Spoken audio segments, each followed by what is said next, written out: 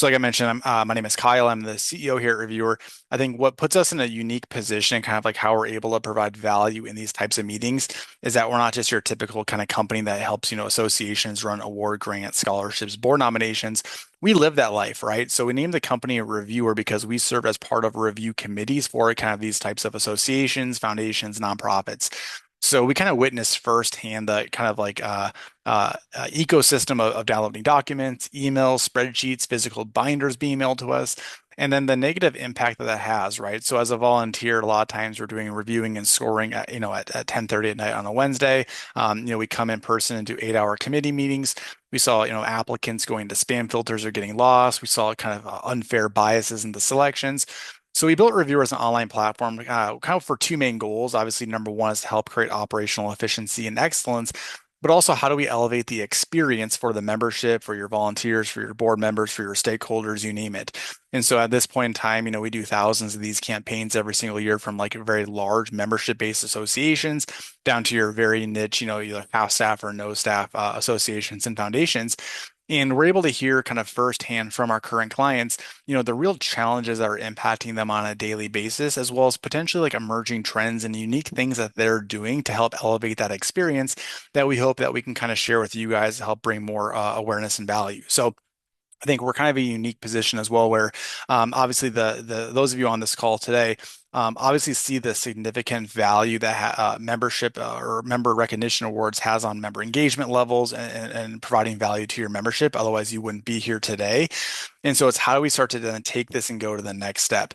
I think a lot of associations are in this position where their award programs, and to be clear, everything we're going to talk about is also relevant to like grants and scholarships, board nominations, conferences, but we're kind of in this position where we just kind of go through the motion. These awards are things that we've just always done, so we just continue to always do them. And a lot of times we complain about a lack of participation or member engagement or even like peer voting. And instead of kind of looking at like why this is happening, how do we kind of take this to the next step to provide further engagement, we just kind of get stuck doing things the way that we always have. So my goal today is to kind of run through some key themes here. Again, I'm going to make this as interactive possible and focus on three key demographics. Like what are some trends and things that we see happening within like the nominator nominee member experience? What are things that obviously we can do to help you guys out, but then also from a review evaluation perspective, what can we do for them? And so my goal here again is if there's one small takeaway that you guys can take and apply to your programs, that's considered a win. When I share this back out, every one of these elements that we're going to chat through, and I'm not going to read my screen, obviously there's a bunch of text here. But we're going to share this back out. We'll have actionable next steps. So they're kind of real cut and dry, blocking and tackling drills and kind of things that you guys can take and apply to your programs. So with all that said, I'm going to start at the very top and we're going to run through the nominee experience. So the number one thing I hear on a constant basis from associations is we don't get a lot of people interacting or even applying for our awards. And so because of that, over time, we start to lose faith and put a less of an emphasis on the award programs themselves. So I'm going to kind of work backwards. I'm going to introduce a couple kind of very short, simple themes that you guys might want to consider implementing, and then I'll visualize that in Reviewr of how it could potentially take effect, whether or not you use us or not. I think kind of visually going through it, it would be helpful. So the first thing I want to talk about is splitting, and some of you have been on other webinars, you've heard me talk about this in the past. This is the number one thing that you can do to increase participation, but also engagement levels. And it's to break your nomination process into two very distinct parts. An open call for nominations, which is very simple. It's who are you nominating, and why? That's it, nothing else, nothing more. Now, you might be asking yourselves, well, if I do that, I have virtually no information about the nominee that we can then use to go through a review and selection process to honor them. And you're right. So that's where we kind of introduce phase two, which is actually looping the nominee into the process. Now, for many of you, you might be thinking, well, we want to keep this process private. We want to surprise our nominees. But the cut and dry facts are generally speaking, those nominees aren't being surprised. Whenever you have your nominators filling out these forms and asking them to submit content on behalf of the nominee, generally speaking, they're going to go to them anyways because they don't have the information, right? So since they're already typically being tied into it anyways, why don't we kind of just systematize that? So when the nominator comes in, they tell us who they are, who they're nominating, and why. The next piece of that puzzle is the nominee actually joins that nomination, and then they start to answer some of those more robust questions about themselves. So all their different achievements or things that they're proud of, or other characteristics that the nominator doesn't even know about to help kind of strengthen that nomination packet. The other kind of core component to that is there's very clear kind of metrics and data that suggest that even though not all nominees are selected for an award, just the fact that they were nominated and they were kind of made aware of it, kind of just being honored by their peers, significantly impacts their member engagement scores. It makes them significantly more likely to participate in other things that you're doing. It could be annual conferences, it could be workshops, it could be roundtables. But just the core fact that their name was thrown into the hat and somebody is trying to recognize them for their accomplishments, builds them up and puts them more inclined to participate. So let's kind of visualize that because again, I think this is like the number one thing that most associations can do that can increase volume, but also boost engagement. So in this example here, I'll run through it relatively quickly. At least at Reviewr, I don't think you guys want to be managing multiple websites. So from like a marketing perspective, you may want to leverage your website with all the dates, deadlines, criteria, and eligibility. And then from there, you kind of send them to Reviewr. While we're here, I'm also going to kind of incorporate some of these other elements I want to talk about, and that's your AMS integration. So another kind of barrier that we often see is that people have so many different accounts and they have to kind of fill out all these different forms and it can be very redundant. At Reviewr, we love to work alongside your association management software. I know that there's so many of them out there. The reason why we do that is that they're AMSs. They're intended to hold on to membership information. They're managing different aspects of your business. They don't have or the capabilities to run awards, grants, and scholarships. They might have forms, they might have some tools, but to kind of holistically run these campaigns from start to finish, they don't have it. So a lot of times they actually bring us in to help kind of assist manage that workflow. So what many of our clients will do is they'll leverage an integration or single sign-on to kind of bridge the gap between both tools. So I'm going to come back to that. The other thing I want to just quickly address here is eligibility and kind of award matching. And again, the reason why I'm talking about that now is I'm going to visualize this entire thing kind of together. Another kind of challenge that we often see within associations is that you've got different award categories, and sometimes either A, you don't have categories that align with the broader demographic of your membership. So designing categories that have like an overarching theme that no matter what type of member you are, in theory, you kind of align with one of them. So if you're trying to target like the younger demographic, so obviously as an association, you need to make sure that you're targeting a younger demographic to make them a member for the next 30 years. You might want to incorporate a 30 under 30. Maybe you have like a DE&I initiative, right? So you want to target inclusivity. Maybe you want to kind of target your chapters or those who are doing innovative things, right? So think through like these different kind of award categories.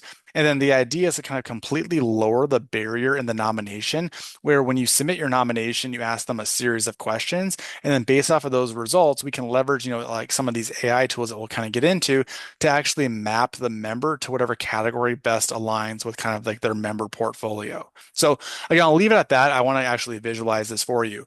So if you are using your AMS, the entire concept of Reviewr is intended to be very profile centric. There are so many moving parts to running these types of programs. I keep using the term awards, but also again, scholarships, grants, board nominations, conferences, they're all interchangeable. You've got people, you've got submissions, you've got file uploads, you've got communication, you've got judging and scoring processes. The physical only way that you can systematize your campaigns is to kind of put them under one umbrella, a dedicated hub, and that starts with a concept called a profile. So in this example, again, this is a real example, a real client using us in this workflow. This is that dual nominator nominee process where, again, all we're doing is simply saying, hey, who are you as a nominator? So my name is Steve. I want to nominate Ryan, in this case, very specifically for the 30 under 30 awards. And here's why I think Ryan would be a deserving candidate. So the barrier for the nominator is extremely thin. There's nothing to it. They just come in here, enter the information, boom, they're done. It also allows them then to potentially submit multiple nominations on behalf of other people. So that inherently on its own will certainly increase the number of nominations that you receive, right? The next piece of that puzzle, though, is that we need to get more information about Ryan in order for us to make a very fair, thoughtful selection. So what many of our clients will do is they'll trigger a notification that would say, "Hey Ryan, you've now been nominated for this year's XYZ award. Click here to accept your nomination and answer a series of a few short questions." You might want to put a pause there. Maybe you don't want everybody to get invited. So maybe internally you want to kind of vet all the nominations first and then decide who goes forward to the next step. You can certainly do that. But this is where that member engagement comes into play because as soon as Ryan comes into the system, we're congratulating them. This is where their member engagement scores start to skyrocket because they're already being honored, even though they haven't been selected yet. And then they start to answer the bulk of their work. So this is now where I'm going to kind of get into the eligibility and requirement matching. So for each of your different awards and different categories, you might have very clear criteria and things that you're looking for. So very simple, rudimentary example. But what many of our clients will do is they'll ask a series of questions where in real time you're vetting those eligibility requirements. And then the system can say, yes, you know what, you are eligible, you can proceed on. Or what it might end up doing is saying, hey, not only are you eligible, you're also eligible for this award category, and this category, and then putting their name in the hat for potential other opportunities. So again, you're kind of bringing awareness, increasing volume, spreading it amount all of your different programs. That way, if you have, five different awards, you don't have three nominations in one and then like 73 in another, right? It kind of equally spreads it out. From there, in this case, Ryan just advances on. So now Ryan is himself as the award nominee, putting forth the bulk of the effort, right? So if they want to achieve success, they're going to put forth the time. In this case, they're putting in like ID numbers. This is obviously a very, very niche award program. So it's asking for like sales volume and transactions and things like that. But again, these are things that generally the nominator won't even know. So the nominee is going to be doing it anyways. It's going to be a lot higher quality, more time is going to be spent on it, and just overall much, much better experience. The other piece I want to kind of touch on quickly, and I'm going to toss a quick note in the chat. If anybody wants to react to that message with like a thumbs up or an emoji, how many of you are collecting like letters of recommendation for the nominees? And a question came in around ideas to help the nominees complete the questions. Very, very good question. Let's come back to that one as well. Obviously, I just threw that out there. At least one person gave a thumbs up. A huge emerging trend that we're starting to see within the space is getting other people to kind of offer insights about the candidates. Because at the end of the day, we have to find a way to differentiate one nominee versus other people. And by the way, when this is all said and done, you have to be marketing and you have to be celebrating your recipients. So, what data do you have to celebrate them? What is better than having like essays or other kind of third-party validation that you can use? And another kind of plot twist to that is if you are going to be doing this at your annual conferences and you're going to be announcing your recipients, the nominee themselves has no idea who is submitting. Well, they may know who the references are. We'll get to that. But they don't know what's being said about them. So how cool is it that kind of as we're nominating them and as we're recognizing them, we can kind of actually offer like quotes and things that their peers have said about them. So, in theory, that sounds great, but in practicality, how do you actually do that? One of the biggest challenges with references, and again, I'm trying to avoid this page, so I'm actually running through almost everything here as we go. The biggest challenge that we have in collecting references is they come in directly from the source. So the person submitting the reference doesn't want the nominee to know what they're saying about them. They want to keep it private. But now you're getting a bunch of random emails from people saying, "Hey, here's my reference." You're probably figuring out like, okay, well, who are you? Who is this for? And then how on earth do I then tie this back to their nomination? Because now I've got a nomination form, an application form, and I've got a reference. That sounds like an administrative nightmare. So in Reviewr, we can kind of systematize this for you where the nominee in this case, or maybe even you want to start this on the nominator side of things. So the nominee has no idea this is happening. They put in like the name and email of the other member or people that are going to submit references. That's it. And then at this point, again, a notification can kind of go out and say, "Hey, Dwight, you've been asked to write a reference on behalf of Kyle. Click here to do so." As soon as they then click on that link, it brings them into a dedicated reference portal. So my emerging best practice or trend for you guys here is to now ditch reference letters. Reference letters are very hard to write. References are being asked at the very last minute. They don't have the time to put into it. They oftentimes will either reuse letters or they're going to kind of like not put forth much effort into it. it's a better reflection of the writing ability of the reference, not necessarily who it's for. So if the goal is to kind of help build these stories and these incredible kind of quotes about the nominee, we have to put them in a position to actually collect it. So what many of our clients are doing is they're asking references to like rank the applicant on a series of qualities that they're looking for within an award recipient, or they ask like what are two or three short form essays. So like tell us a little bit more about how Ryan showcases his leadership, or whatever. Like how is Ryan, contributing to our local communities? And then maybe like, hey, what is one small quote that you want to leave about Ryan? So from a reference perspective, now we're completely lowering their barrier. They just answer a series of questions, and then they're done. And then using technology and automation, which is kind of the main goal here today, is all of those answers are now going to get logged on Ryan's nomination packet. So what started with a nomination now includes nomination, application, references, and everything else done for you automatically. Now, to answer the question that came in around ideas to help nominees complete the questions, this then kind of brings you to your admin dashboard. And one of the things that I talked about here too in this presentation is management systems. Again, there's so many moving parts that they have to be interconnected, right? Like, yes, you can collect forms through Google Forms. Yes, you can collect results through a spreadsheet. Yes, you can use your AMS to kind of log activities. But when they're not interconnected with one another for the task at hand, you start to lose some of these like absolutely essential experiences to make the program successful. So kind of going back then to our example that we're looking at here, when you guys as like program operators log in, I'm actually going to use this as an example. You get these dashboards and they're going to show you in real time basically all the moving parts to your program. So dates and deadlines, recent activity, but to answer your question directly, progress. So I mentioned beforehand that by breaking your program into two parts, nominator nominee is the number one way to increase volume. The number two way to increase volume is to leverage automated reminders. People have really good intentions. They want to submit, but things come up, right? They might get nominated and say, yeah, I'll do this tonight or I'll do this weekend. Things come up, they don't do it, they miss the deadline, right? It's not that they didn't want to do it, they just physically forgot. So the idea is we also have now multiple touch point opportunities. So in Reviewr, we can actually track in real time, okay, how many people started nominations? And I'm not talking about nominees, I'm talking about nominators. Who are they? Are they done or not done? If they're not done, we can send them reminders. From there, we can start to track, okay, Tony was nominated by Kyle. Has he or she done his application? Yes or no? If not, not only can I send you reminders, and these can be automated, but also we can remind the nominator. So saying, hey, Lindsay, we see you nominated Tony. He or she hasn't done it yet. Do you mind kind of reaching out to them? So you're actually kind of hitting them on both fronts.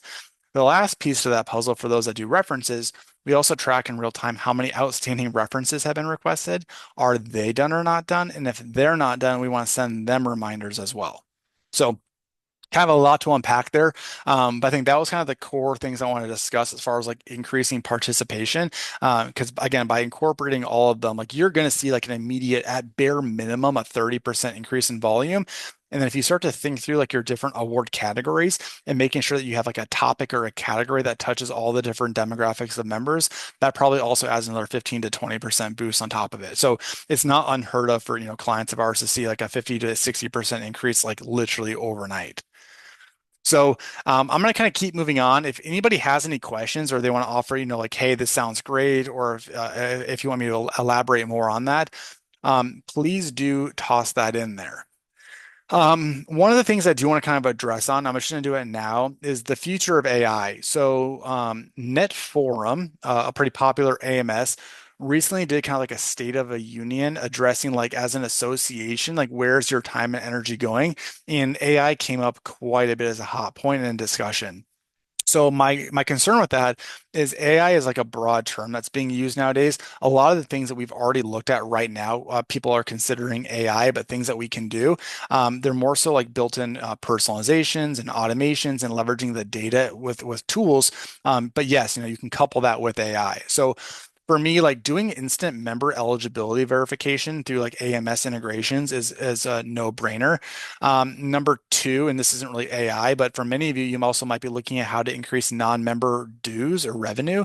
So a lot of our clients are also incorporating like a payment mechanism where, if you've been nominated, you actually have to pay to apply. So how do you start to check member levels? So the idea is like, hey, if you're not a member, or maybe it's like, hey, it's free for members, but if you're not a member, you have to pay, and then we can leverage that data to then become a member later on, things like that.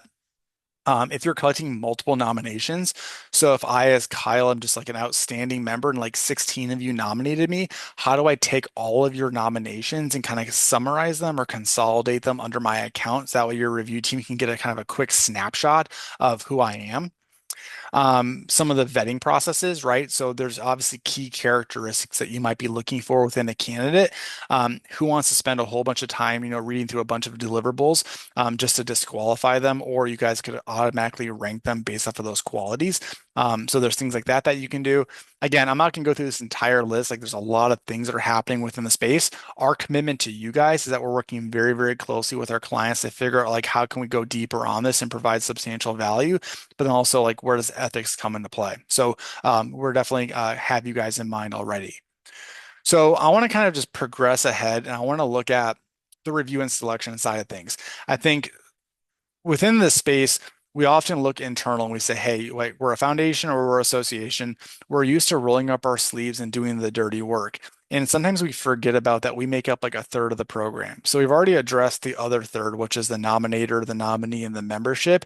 But then the other kind of portion to this is your review teams, your committees, your board members, and your volunteers, right? Without them, there is no success within these programs. So how do we not only lower the barrier for them, but also ensure that like the applicants themselves get the time and energy that they deserve? And then to go one step further, how do we start to loop in like our broader membership base and have some type of like skin in the game as far as like participating, helping do the reviews, showcasing their peers, etc. So what I'm going to do is I'm going to kind of bounce to another example here. And this is going to be a award program that does the reviews based off of different categories. So how to increase voting by membership? Yep, great question. I will certainly touch on that here in just a couple seconds. So great, you guys have implemented all these things. The applicant experience is a well-oiled machine. People love it. Volume is increasing. You have efficiency tools in place from an admin to communicate with them and access the content, access the deliverables. The next piece to this puzzle is how do we take those entries and then share them with the review team? There are so many ways that you guys can do this that's going to be hyper specific to your unique association. If you've got multiple award categories, that's like the lowest barrier. So many of our clients will use our workflows and they'll create kind of like one bucket per category. So in this case, I have 4 different award categories. There's 4 different buckets. If you got like 16 different awards, you have one bucket per award. Maybe you don't do that. Maybe you only have one award program, but you want to kind of break it down by multiple phases of review. The entire idea here, though, is how do we start to segment our applicants for the review team? One metric for you guys to potentially highlight is on average, a volunteer physically can't look at more than 25 to 30 nominations. Now, that's a little bit skewed because it largely depends on what they're reviewing, as also like how they're doing their reviews. If it's like watching videos or reading like complex application forms, that number goes down. But the idea here is that if you are assigning your team 50, 60, 70 nominations to look at, the energy that they put into number 1 through 5 is not the same as numbers 55 through 60. And so those latter applicants are actually being reviewed on a different scale just because of kind of what's the word I'm looking for, like burnout or reviewer fatigue. So if we know that, what we basically want to do is create like an ecosystem where yes, our entire applicant pool is being reviewed, but we're lowering the workload capacity for volunteers. And you do that 2 different ways. One is it's how you pair them up. And then number 2 is when they actually go to begin their review, how do we make it stupid simple for them? So in this example, this client has 4 different award categories. Using those intelligent automations I addressed, the nomination forms bucket the applicants automatically, right? So if I'm an architecture firm that's small, I get automatically put into this bucket. From here, we can actually pair these buckets up with teams. So whenever Desmond, Ben, and Steve come into Reviewr, they're only viewing the conceptual bucket. Whenever Simon, Paul, and Mark come into Reviewr, they're only reviewing the large bucket, right? So we're basically pairing up committees by categories. If your team reviews all the submissions, that's great. You just put them into all the buckets. What you can do at this point, though, and this is one of my favorite things to recommend, is to lower the workload capacity. You open your buckets up and it shows you a listing of who your nominees are as well as who your potential review committee is. And then what you can do, and I would highly recommend that you survey and poll your board and committee, get a better understanding on like on average, how long does it take you to review one candidate? Just one, right? And then from there you can start to figure out, okay, well, how much time are you able to allocate? If they say, I've got, 6 hours I can do, and it takes them X number of minutes per, then you can start to figure out, okay, well, I need each of my reviewers to review 16 people. I'm just making up numbers on the fly. Once we know that, you can literally come into the system or whatever, hopefully, tools that you're using, and you can bulk select your nominations and say, hey, let's just give every one of them to 6 evaluators. Or maybe I want to say my committee should never look at more than 15 people, but no less than 10. And then the system will then equally and randomly take your nominations and then auto distribute them out to your team based off of their workload capacity. From there, if you ever wanted to override that, you can click edit and it actually shows you in real time, in this case, Mark, my volunteer, who he or she is supposed to review, and then you can start to assign or unassign them from there. So I think it's a really good model. It helps avoid, potential some biases because it's random distribution. Number two is it lowers the barrier because you're kind of spreading the workload capacity. And then number three is it still ensures that the applicants are being reviewed an equal and fair number of times. So the next thing I want to look at here is then, okay, great. So we have a really good pairing system in place. I'm very confident that in this case, Mark isn't going to get overwhelmed. How do we actually now share content with Mark and conduct the reviews? So before I kind of go there, I think it's really important for us to again visualize that concept called profiles because I've introduced quite a few concepts where a typical nomination right now might have three different people who nominated them. They have one application, they've got two letters of recommendation, and they've got three different file uploads, right? How on earth can you take all those pieces and put them together? Reviewr does it for you. So again, kind of going back to those, if I go back here, some of the matching tools as well as kind of the smart logics, the system will basically build personas. So if I go back, let's go back to and pull Ryan for my example earlier on. Whenever we pull Ryan's profile, you can simply sort, filter, find. You open their profile up, and then all of those deliverables and all of that content is now aggregated. So this is actually not the nomination form. This is Ryan's personal application. So this is the content that he or she put forward. I can actually communicate with Ryan directly within the tool. I can do bulk communications. I can log comments and notes amongst my staff. So if we're all kind of collaborating with one another, we can communicate, but Ryan himself could never see it. I can jump up to my file uploads and I can press view. Kind of an ugly example, but actually all of the documents get embedded in Reviewr. So photos, videos, PowerPoints, PDFs, spreadsheets, whatever you can dream up. It shows up directly on their account. So that means that you and your staff never have to download, export, and come back. And then going back to both your references and the nominations. So you have a separate section here that will show you a list of all additional deliverables. So it might say, hey, Frederick nominated Kyle, Luis submitted a reference on behalf of Kyle. And then when you click view, it actually shows you what they filled out. So this could be the nomination form. This might be the letter of recommendation. It could be a file upload, whatever it might be. So all those deliverables were consolidated. So now when you go to do the reviews, you no longer have to worry about kind of pulling data out, recompiling and exporting. What you're now doing is taking Ryan's personal nomination packet, and that's what's being shared. One element on here I also have is protection of information.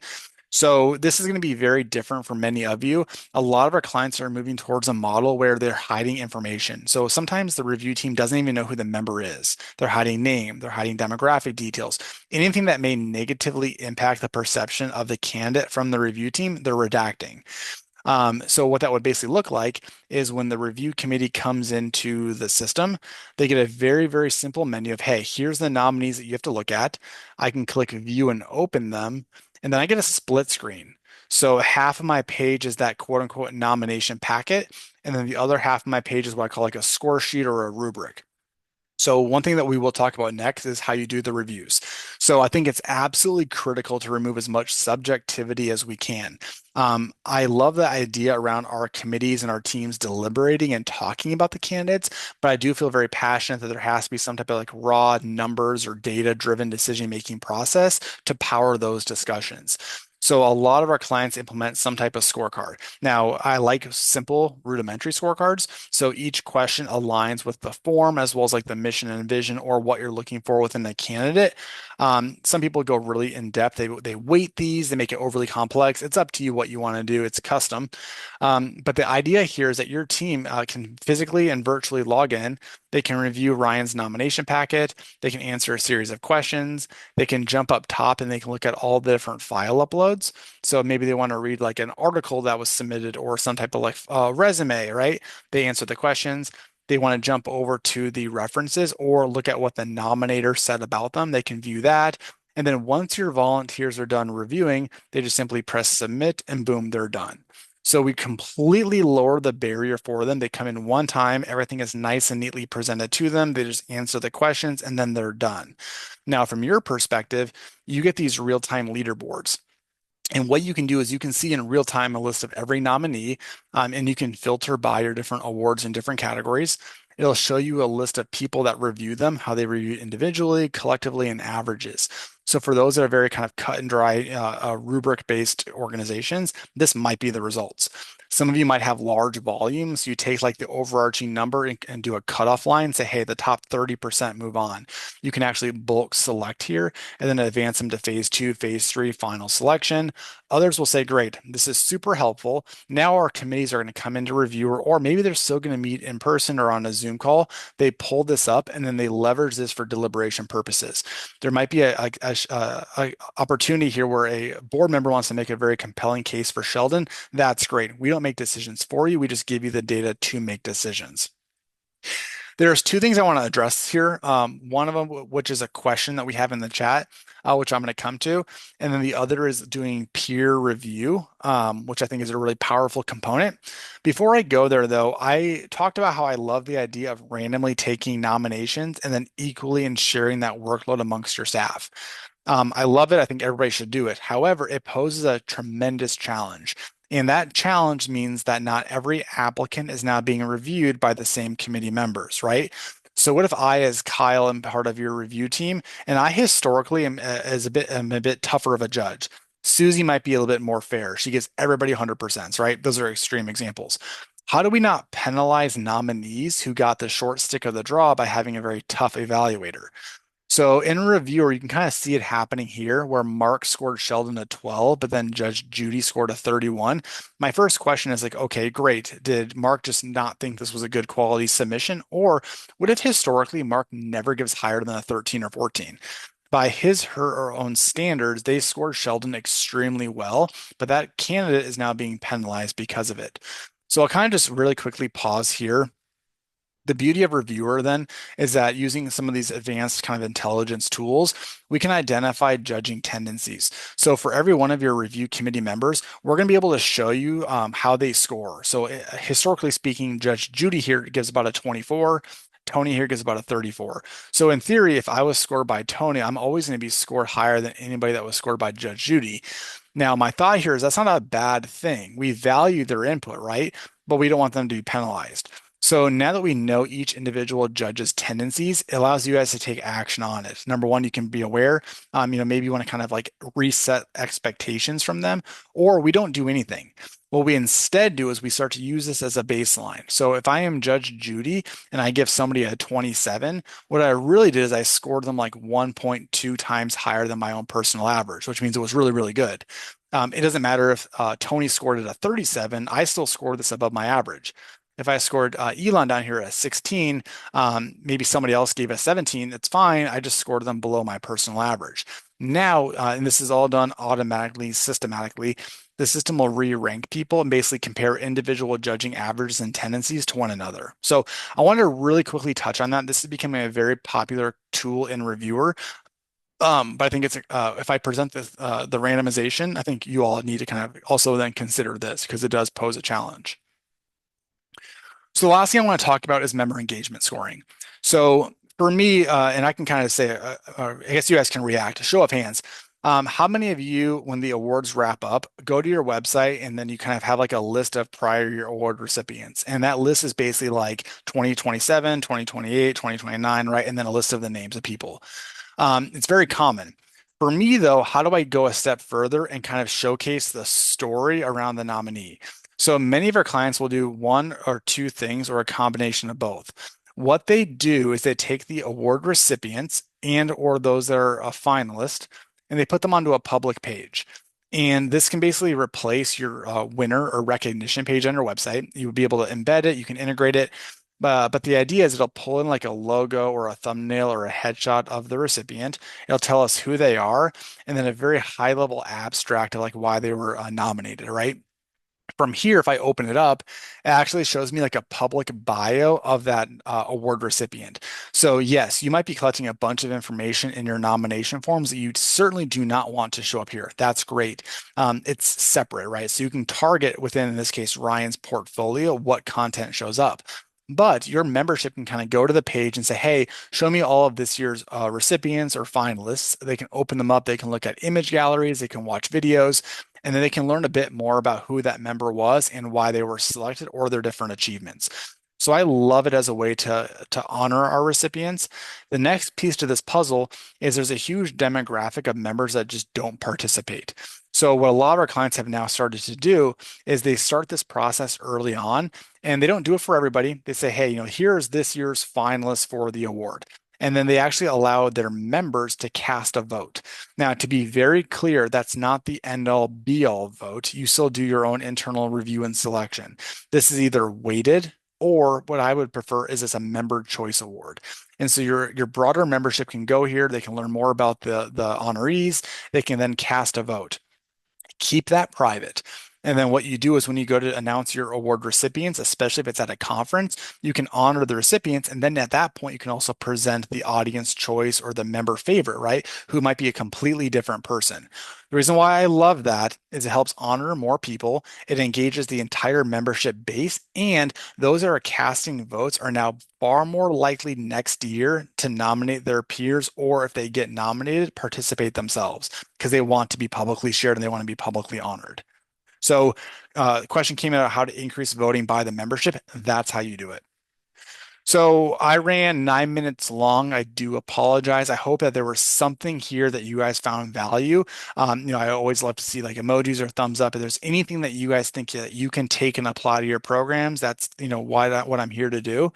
With that said, I want to hang out for as long as you guys want. So any questions that you have for me, and this does not have to be reviewer related. It doesn't have to be topic related. If there's other things that you guys are challenged with that might be going on, if I don't have the resources, between our broader membership base, I'm sure we can find it.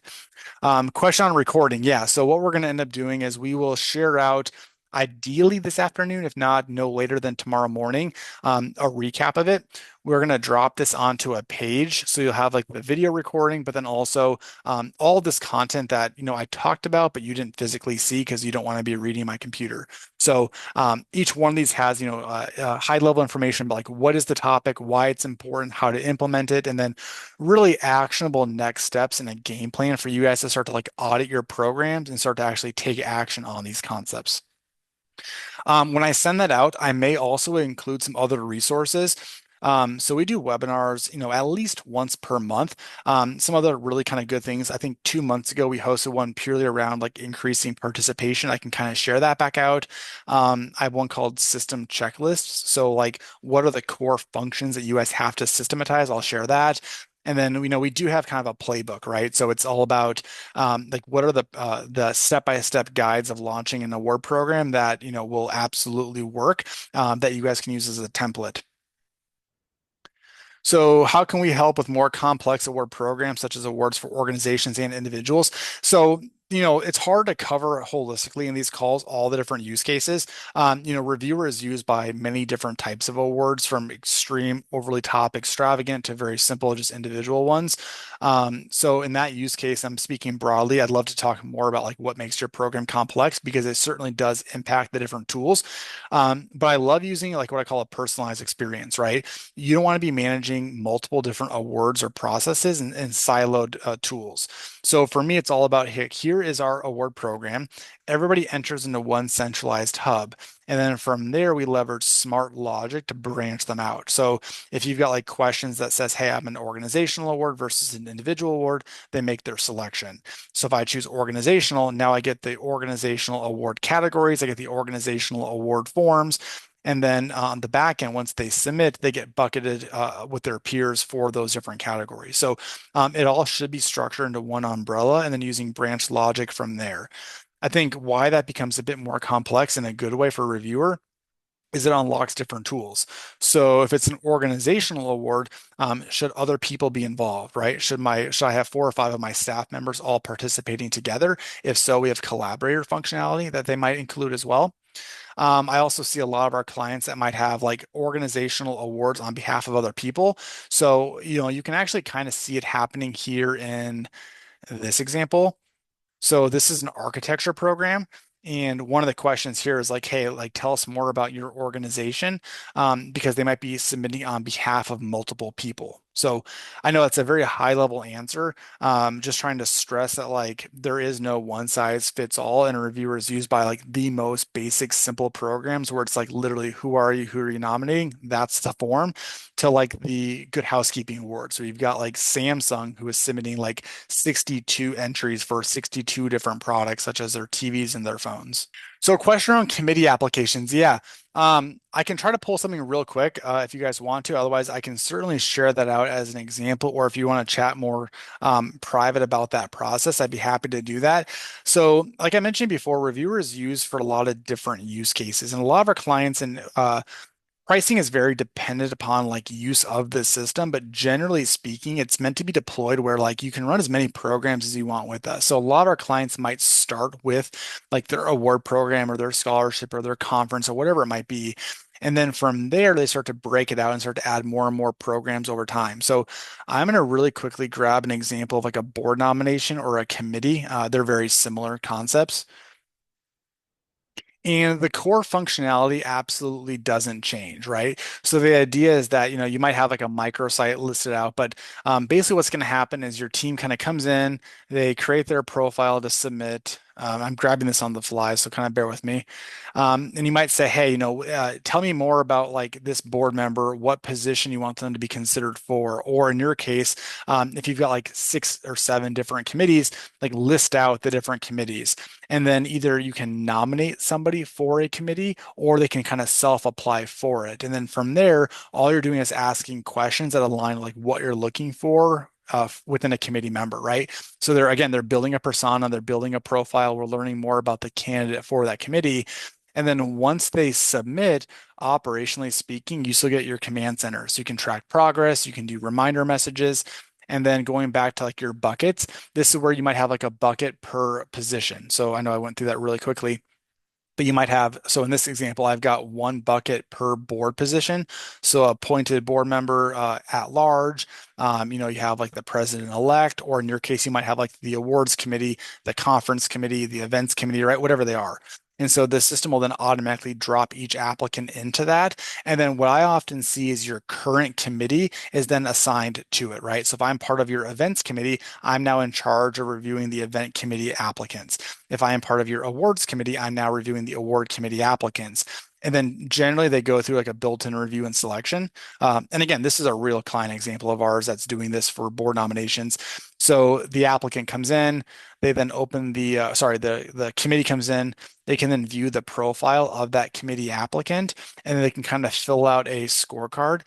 And then what's often happens here is they kind of like rank and finalize who their top committee nominations are.